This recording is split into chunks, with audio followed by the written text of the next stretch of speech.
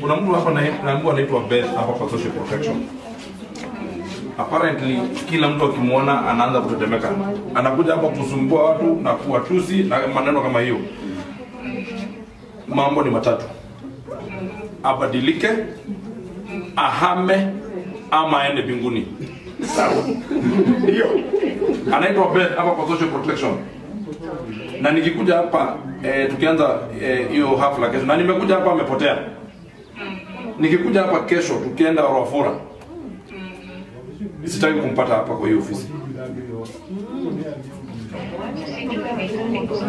Find out who it is. I don't want to find out here. Promote this was here. Hapa. Ono munene wako. Kwa ndio mdogo wako. Hapana, ofisi yake. Ono munini wake secretary huko. Ni nani mdogo? Ni huyu ndio mdogo. Yes. Ona kama mko kwa Bruce what? Mr. Sio complain mheshimiwa. Ningekuwa nimemtoa. Ningekuwa nimemtoa. Ile Mungu kama kwanza na huyu. Yes. You have heard what they have said. Kwani hapa iko mtu mwenye mkubwa kushinda hapa? Iko mtu mdogo kushinda hapa? Hapana mheshimiwa. Na nimesema hivi tu. Kesho mimi nakuja hapa. Tunaanza Rwafura, si ndio? Yes.